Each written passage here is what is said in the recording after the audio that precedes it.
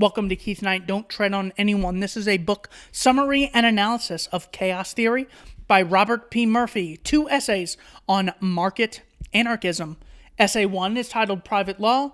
Essay 2 is titled Private Defense. The thesis of the book is a system of private law means that people who can't come to an agreement on their own will literally seek the opinion of a third party. Similar to how today, judges don't write laws, make laws, and pass laws. A judge renders an opinion from your local judge all the way up to a Supreme Court. Murphy's saying simply, a system of voluntarily funded competition is superior to the coercively funded monopoly of the state. Not that everything's going to be perfect. He mentions in the introduction a question, is the market capable of defining and protecting property rights? Markets do a lot of great things. They distribute food, clothing, medicine, pots, pans, lights, furniture, cups, computers, televisions, mouses, microphones. Can a free market defend and define property rights? Now also, not only can they do them, of course they'll fall short because markets are made up of people, but can they do so in an equal or better manner than the state can? And he says, yes, the market will not only be more efficient, it would also be more equitable. So how different is the power that I have from the power that John McCain had when he was alive? Or me versus Ted Cruz, or me versus AOC, or me versus Donald Trump. There's a great power differential.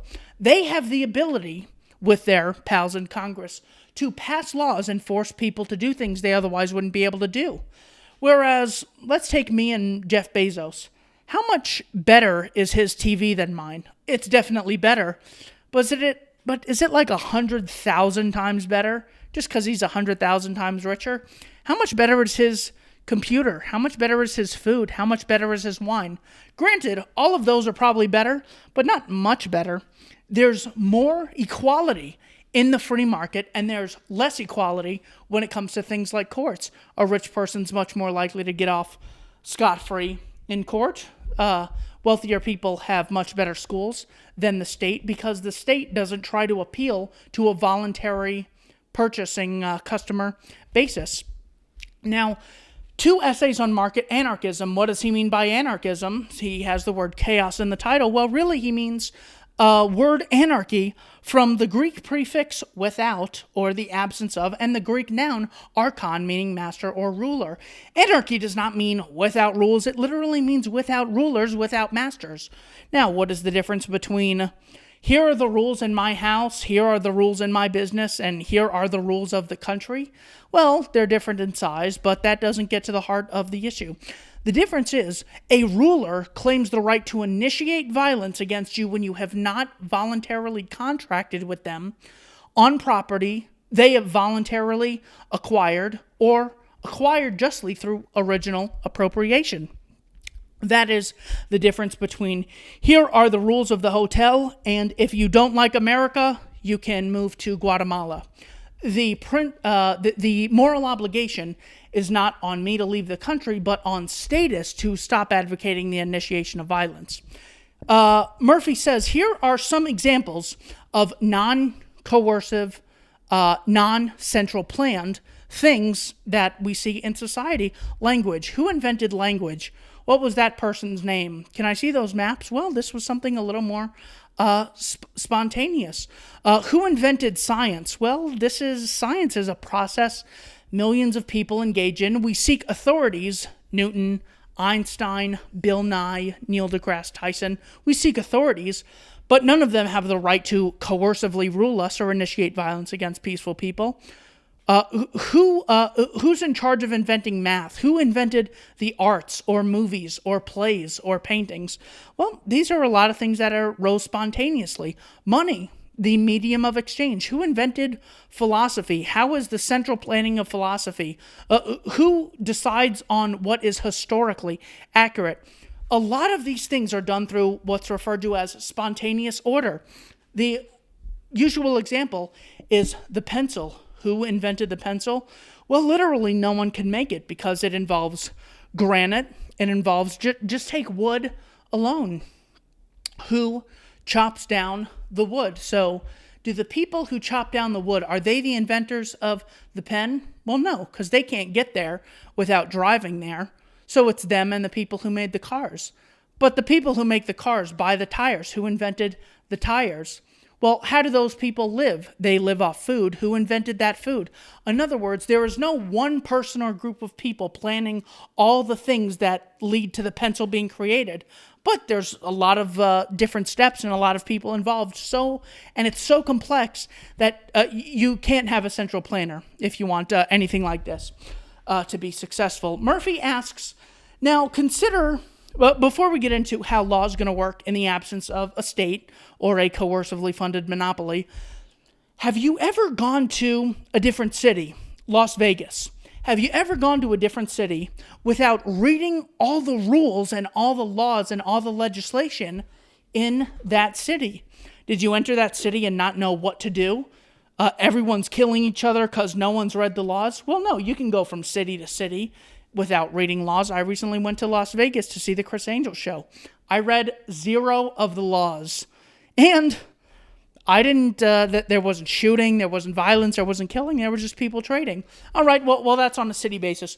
What if you go to like a totally different state on the total other side of the country, New York? Do you have to sit there and read the laws? This way you know what the laws are. This way you can cooperate and exchange with people? Well, no. The law is an arbitrary thing that's written down on paper that people don't even know what it means in the first place. In America, we have the First Amendment, which, in short, says, Congress shall make no law respecting an establishment of religion or prohibiting the free exercise thereof or abridging the freedom of speech or of the press or of the right of the people peaceably to assemble and to petition the government for a redress of grievances. Now, let's say you have a law that is so plain and simple. What does that law mean? Does that mean you can't burn an American flag? That's what some judges say. Some judges say that means you can't scream fire in a crowded theater. Some judges say that freedom of speech law means you can't share secrets with, quote, the enemy in a time of war. It also means you can't plan to overthrow the state. It also means you can't libel someone. It also means you can't publish threats against someone. It also means you can't slander people. I mean, how many... is that implied at all in that law? No. So the idea that law is this objective thing that exists, and if we don't have its current objectivity with the state's infinite wisdom, then we just have this chaotic, no one knows what to do, lawlessness. No, not at all. I've actually even been to a different continent. I've been to Italy. I read none of the laws. I hardly knew who Mussolini was, didn't know who the prime minister was. I went there, and for about a week, I went to Cinque Terre, Rome, and Florence, and no terrible things happened. I made 50 exchanges between shops, restaurants. I stayed at a hotel. I took a bus tour, met people, went to a bar, went to a karaoke place, all without reading the laws.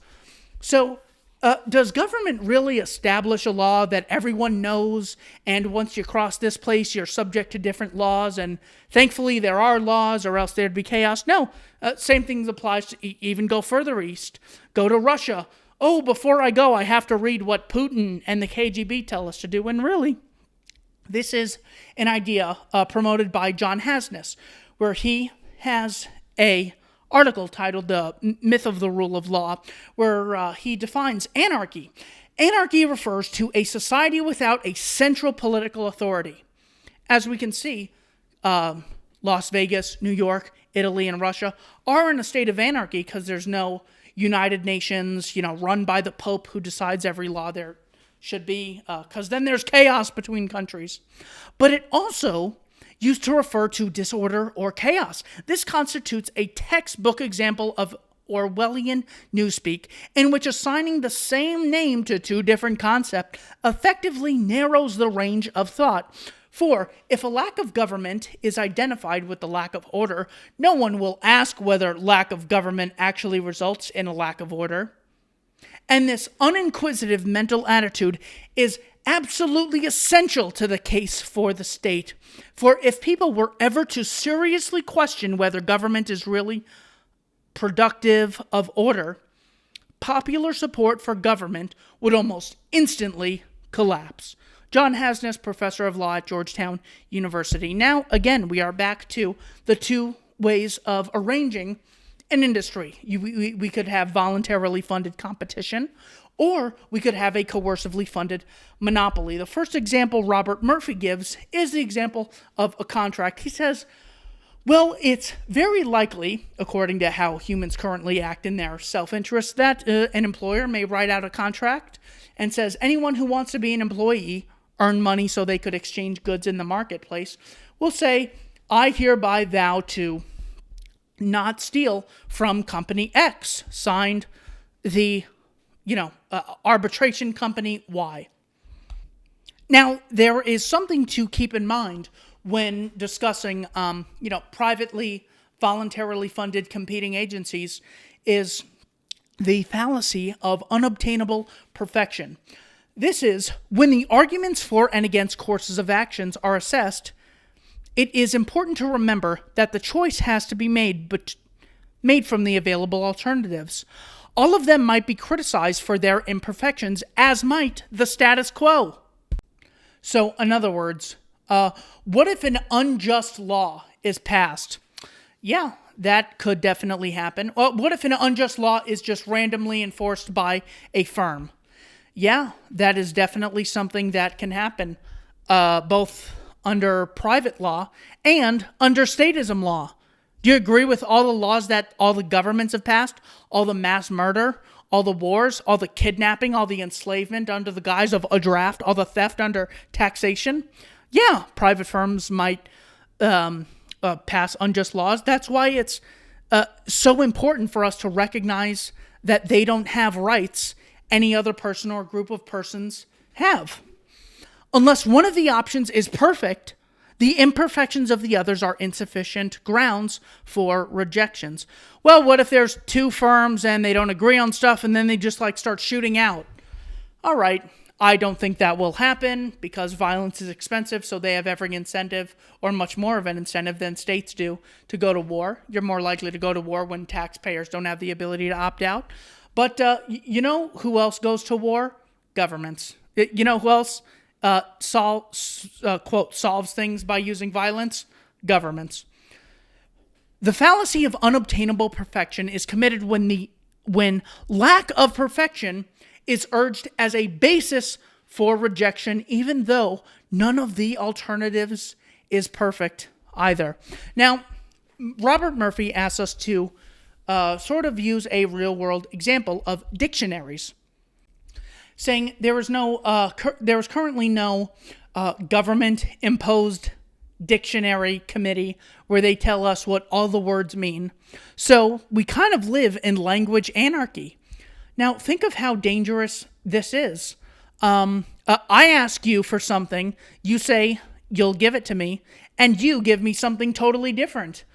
And then I say, I'm going to murder you. And by murder, I mean give you a sandwich. And no one knows what we mean. Well, this is not something we actually experience, even though this is what we're told will happen if we don't have a coercively funded monopoly telling us all what laws to obey. Well, the same thing applies with language. So look at all these different dictionaries we have. We have Webster's, we have Oxford, we have Merriam-Webster, we have Cambridge, WordPress, there's even the Urban Dictionary. So what does long mean? Define long. Explain what something is long. What is a mouse? Do you mean like the mouse for a computer? Do you mean like there's a mouse in my house and this is terrible? No one's going to know what we mean. Therefore, a state needs to coercively tell us what words mean what. Well, no, we're okay living in a world of anarchic definitions. Now, Robert Murphy asks us to consider the incentives behind the state providing law and private firms providing law. Well, there's a much wider range of customers that you have an incentive to provide for when you're a private firm. So in other words, let's say you have this also applies to his defense analysis. We're going to provide security and it's going to cost someone $100,000 a year. Well, some people might buy that. However, you are narrowing yourself to a microscopic percentage of the populace. Private firms have a profit incentive to make their services available to the wider range of people. It's like saying we can't have private cars because everyone's just going to make Lamborghinis. Well, we can't have private water transportation because the only companies are going to make yachts and give it to the rich. So the idea that, well, only the rich will have schools if education's privatized, well, only the rich will have security if there's private policing, that of course is ridiculous. We could look at the cost of TV sets and the cost of computers as examples of these things are much more in the free market than they are controlled by the state, whereas healthcare is more controlled by the state. According to The Conscience of a Liberal book by Paul Krugman, about 44% of healthcare spending is controlled by Medicare, Medicaid, the Veterans Association, and other state programs, whereas about 36% is private insurance. So we have the state heavily involved in things where prices constantly go up. In a free market, you have competitors. You have an incentive to engage in trade, research and development. You're trying to get a lot of consumers to buy your product so you'll have a lower price. That's why the more free market, the more people are happy, and you meet a wider range of consumer demand. The state, you can't opt out of. That's why they produce absolute shit. You also have a profit and loss system. Now, if people are able to not fund something that they don't find value in, it is sad, but they will go out of business. Only about 12% of businesses that were in the Fortune 500 in 1955 were in the Fortune 500 in the year 2016. So in other words, when people don't like something, not funding it is a much better mechanism of seeing whether or not they approve of the product or service than saying every 4 years you get to vote between two crooks who you're totally ignorant about, both of whom work for the Trilateral Commission or Skull and Bones. Well, it's important that you're able to opt out. So it's also important to remember that in here are companies like Raytheon, Pfizer, Northrop Grumman, Lockheed Martin, did I say that? DuPont, you have Boeing, you have all these organizations that get a lot of their funding from the state. So state intervention forces us to fund things we might otherwise not voluntarily purchase. Therefore, without the state, there'd be more competition, there'd be more consumer choice. Everything you could criticize about, but private firms might do bad thing X. Well, yeah, that also applies to government. Private firms might just go around murdering people? Yeah, look, research democide and look at all the genocides of the 20th century that governments, democracies, monarchies, fascists, and communists have engaged in. And you'll see that it's much better for us to have a system that people can opt out of funding and voluntarily choose to exchange with than it is to say everyone has to be part of this group. Oh, but the Koch brothers are corrupt. Well, everything you can say is terrible about one organization. They, in a statist society, will have the ability to influence the state. So that is why it's much better to have voluntarily funded competition than a coercively funded monopoly. Robert Murphy then says, we might imagine, now, before we start criticizing this is what someone who has studied the field imagines things might look like. He's giving a possible alternative. Of course, he doesn't know how 7 people are going to interact when they stop recognizing politicians have extra rights than ordinary people. He's saying this is a possible alternative that is morally and economically superior to statism. Now, think of insurance companies where if they will pay you if you are not defended or someone commits some sort of fraud, violence, or act of aggression against you. Instead of a state, the insurance would pay out. Therefore, the insurance companies have an incentive to make sure you're protected and would cooperate with defense organizations to make sure there is protection in a certain geographical area or wherever you go.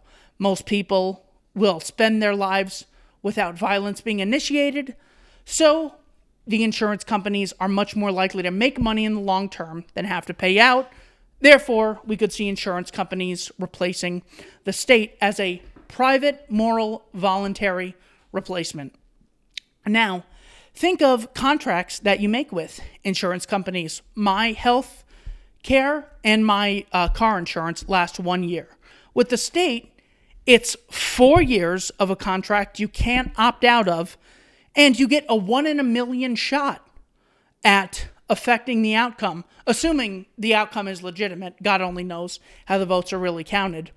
At least with insurance companies, it's only 1 year. And if you're not happy at the end of 1 year, you can opt out and say, hey, I'm going to Aetna or Humana or Cigna or United One or AIG or State Auto or any of the other things that you can go with. He says, now, the objection might come, well, how are all these places going to interact with each other? We need a state to monopolize because you can't have, if A and B get in a disagreement, they're just going to go to war and no one cooperates in a free market. Well, we have a lot of examples of different competitors cooperating in a free market. Just think of, I don't know, Olive Garden. How many organizations do they compete against, say, Red Robin and Red Lobster, YC's Mongolian Grill. But in order to be a business, they have to cooperate with the people who build the building, the people who make the silverware, the people who make the napkins, the employees, the customers, the people who make the salad, the people who grow the olives, the tomatoes. You have millions and millions of people you voluntarily cooperate with because it's in your interest to provide a final good to the customer. Therefore, this is not going to be totally different if we extend legal systems to the private market. People and organizations are going to cooperate with other firms, just as Allstate and Progressive and State Farm interact with each other to provide customers with verdicts voluntarily, just as Citibank, Bank of America, Wells Fargo, PayPal, these places all cooperate with one another, American Express, in order to make sure that payments can go through smoothly. So there's a built-in incentive for private companies to cooperate with each other, and this decreases the likelihood that violence will erupt, and consumers will be much more happier as a result. All property is privately owned, Dr. Murphy reminds us of. In other words, so in a state of statism, generally, you have areas that this is owned by the public. Define the public. So is that me?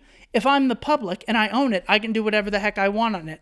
There are many more disputes when something is, quote, publicly, which just means owned by the state, than if things were privately owned. When it's privately owned, there's much more of an incentive to make sure people are not initiating violence, people are not stealing, people are not engaging in any degenerate acts that might lower the value of the property or make the community look bad. So there's an incentive to make sure that things are going right. Now, when no one owns it, well, there's much less of an incentive. Do you feel safer on government property than private property? I mean, that is definitely something up for debate. Either way, claiming that a state owns something does not necessarily increase the amount of safety you have in that area. Also, private firms are much less likely to go to war with one another or to cage people for victimless crimes. I mean, Citibank or United Healthcare kidnapping millions of people for gambling, drugs, prostitution. It just doesn't make economic sense, despite the moral factors that go into it. Consider just the cost of war to the United States in Iraq and Afghanistan, let alone the Cold War, World War II, World War I, the Spanish-American War, Medicare, Medicaid, Social Security. All these things to initiate violence against peaceful people is very expensive, and your employees are likely to die. You're more likely to develop a bad reputation. So all these terrible things that are very costly, both financially and to your reputation, you have much more of an incentive to engage in peace than violence. But if we don't have a government, the mafia is going to take over. This is something that Dr. Murphy responds to. Now, consider, what does the mafia do? The mafia, let's take the 1920s in America. Really what they did, they were referred to as bootleggers who would get together in speakeasies, and people like Al Capone would sell, distribute, transport alcohol, and they were very violent. Now, why are those people not around today? Why is the Budweiser CEO not doing drive-bys to the Bud Light CEO who's planting bombs in the Smirnoff building? Well, because there is no threat of a state trying to cage people for engaging in such activities. When there is a black market, violence then erupts where it would otherwise be something of voluntary exchange. So where does the mafia go in the free market? Is there a computer mafia, a food mafia, a stove mafia? No, it's gambling, drugs, prostitution, all these things the state has made illegal. People who are able to engage in riskier behavior do this and do these types of things. And when you have, say, the Mexican drug cartel, the most evil, violent people are attracted, and it's so risky. They're so worried about being caught by the cops and being caged for life. The prices increase much more because there's so much more danger. When there's more danger, they get more violent at people they see as a threat to them, aka competitors or rats, people who tell on them. So they engage in more violence. The reason there's such a mafia problem or a gang problem is because of the state. And also, really, there's amateurs, intermediates, professionals, and then the people who are really calling the shots. If a gangster is someone who uses violence or intimidation to get what they want from peaceful people, I think politicians, the Rothschilds and Rockefellers of the world are much more of a problem than your average drug dealer, who of course wouldn't exist in a free market. People would buy much safer, more effective things, just like they don't buy poisoned moonshine from Al Capone. Now that alcohol's legal, they wouldn't buy, these terrible crystal meth, crocodile things that eat your arm off. So the critic might say, so the state will basically be State Farm or Allstate. So you're not really making any difference. You're just exchanging one from another. Yeah, Allstate or State Farm is basically Idi Amin or Saddam or Genghis Khan or Hitler or Ho Chi Minh or Mao Zedong or Joseph Stalin. Yep, it's the same thing. Well, of course not. If you just want to go by history, death by corporation versus death by government, death by free market versus death by statism, it's not even close. So if you're just a utilitarian, you need to look at this as an absolute improvement from statism. Here is what one researcher says, what makes the state a state and how we know if we're engaging with a government or not. He says, the illegitimacy of the state rests on the fact that it exercises control over resources that its agents never acquired through original appropriation or voluntary exchange, and it does so without the consent of the rightful owners of said resources. That is the principal difference between here are the rules at Disneyland, here are the rules in America. Yes, they're very different in size, but that is avoiding the root. That's not the actual reason that makes government illegitimate, rather.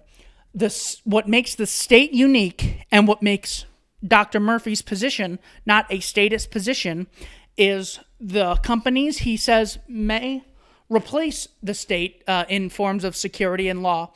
They do not have any extra rights that other people don't have. They just specialize in certain areas, just as one might specialize in science, history, language, mathematics, architecture.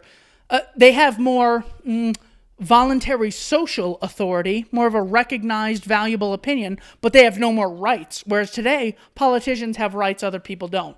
The right to draft people, the right to wage war, the right to tax, the right to regulate, the right to force your kids to go to school, etc. So, no, this is not saying we're replacing a government state with an insurance state. Same thing. Both times you have power. No, that's a totally fundamental misunderstanding of philosophy and reality. Now, the ultimate check and balance, the statists might say, well, we had monarchy and that was bad, but today we have checks and balances. So it's not just Congress. You also have the Supreme Court. And it's not just Congress versus Supreme Court. You also have the president. And he has the Congress, who has the Supreme Court. And this is how we are checked and balanced into having a morally justified system. To which the anarchist says the only justified check and balance, the ultimate check and balance, is the individual's ability to opt out of participating in the action with the entity. In other words, when you have competition between organizations, that is the ultimate check and balance to the amount of power. Can one group get a ton of power because a lot of customers really like the price in exchange for their product or service? Yes, that is possible. But what you ultimately need is people have to have the right and the ability to say no, or to say, I'm not interested, or good luck, goodbye, I'm not going to participate. Other than that, you really don't have any legitimate checks and balances. A lot of this, Dr. Murphy says, is a misunderstanding of what the market is. So the leftist or the statist in general might say, some people worship the state, some people worship the market. You both have people who are extremists. Well, this is not having a fundamental understanding of what the market is. The market, says Dr. Murphy, is just shorthand for the totality of economic interactions between freely acting individuals. In other words, what makes the state unique? It has the socially recognized right to initiate violence. What makes the market the market? Well, it relies on the voluntary exchange and respect for property rights. Dr. Murphy goes into, well, what about consumer protection? We have laws to protect consumers. Don't we need consumer protection? Well, another word for consumer protection is stamp of approval. Going back to the ultimate check and balance, as much as the FDA might make us safe, I have to have the ability to not fund it. Because if I don't have the ability to not fund it, I mean, come on. That's not really a check at all. That's just one group of people violently dominating another. The FAA, well, what happens to the FDA or the FAA if they produce a poor product or service? What happens is their budgets increase. The state says, look at this terrible tragedy. This is due to a lack of funding. Look at the Center for Disease Control. They were just starved of funds. Therefore, we need more funding. That's why they did a bad job. Whereas in the voluntary sector, you're more likely to go out of business.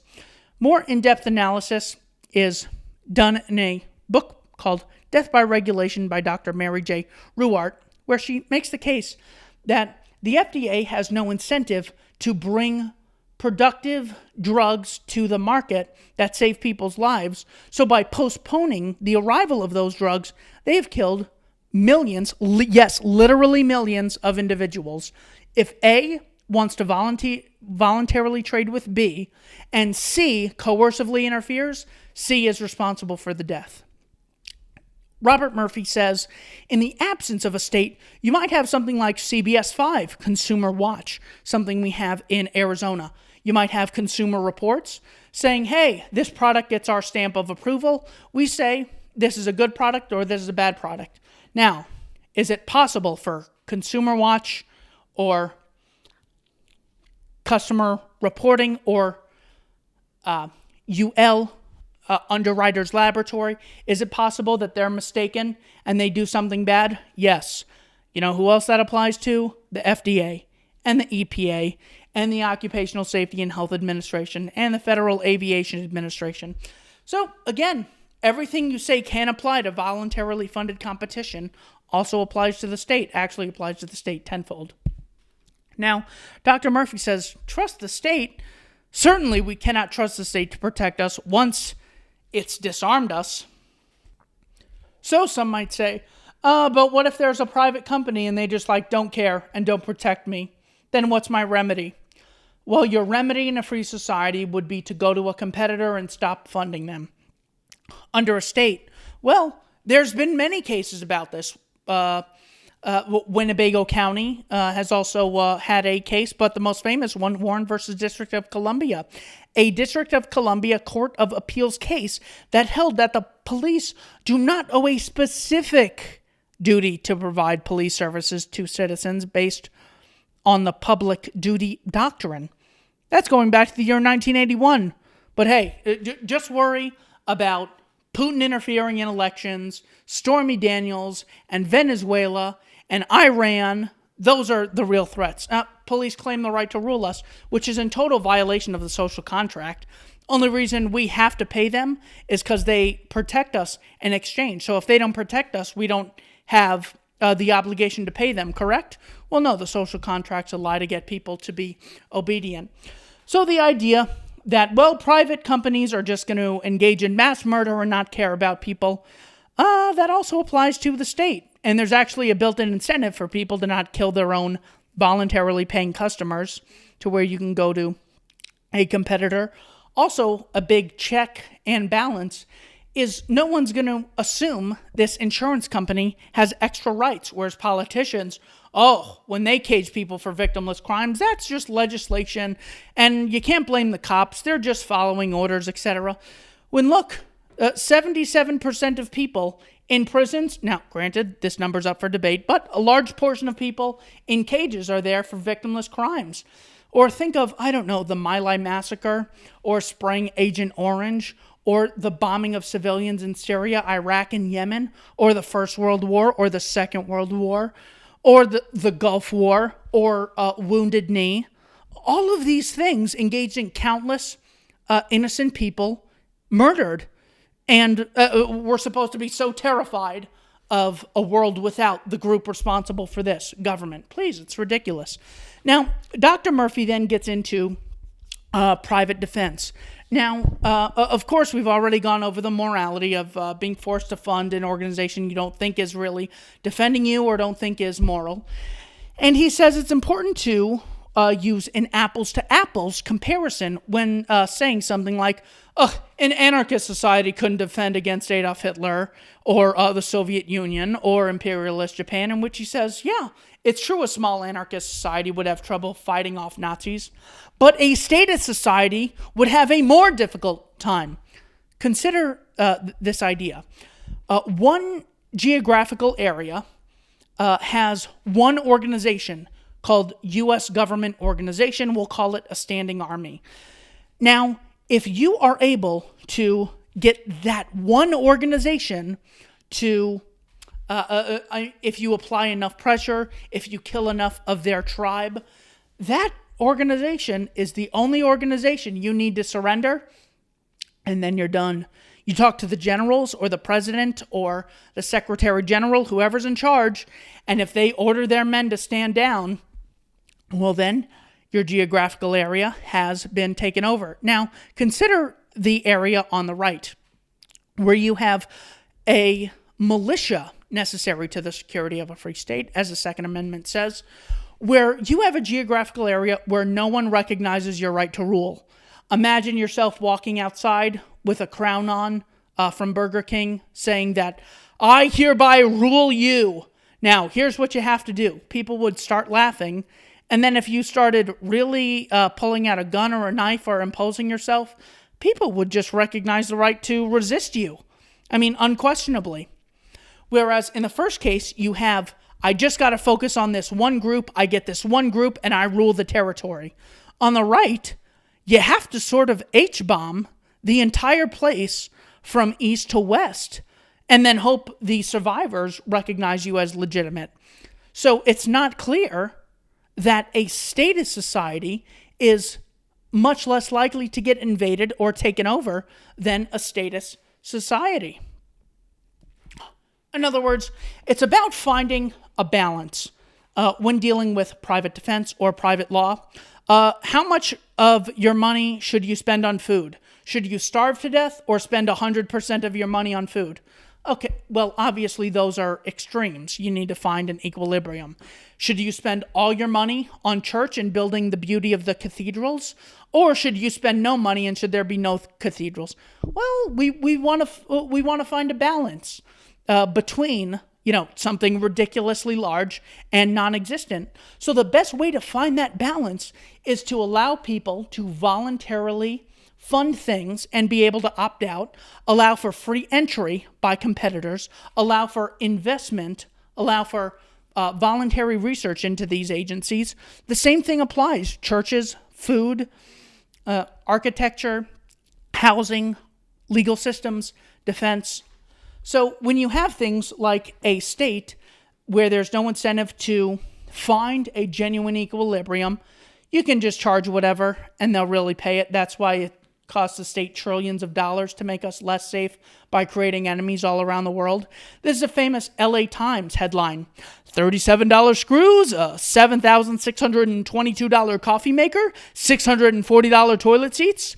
Suppliers to our military just won't be oversold, by Jack Smith, July 30th, 1986. Oh, President Reagan. Oh, never mind. Doesn't count because conservative Reagan was in office. That means government shrunk.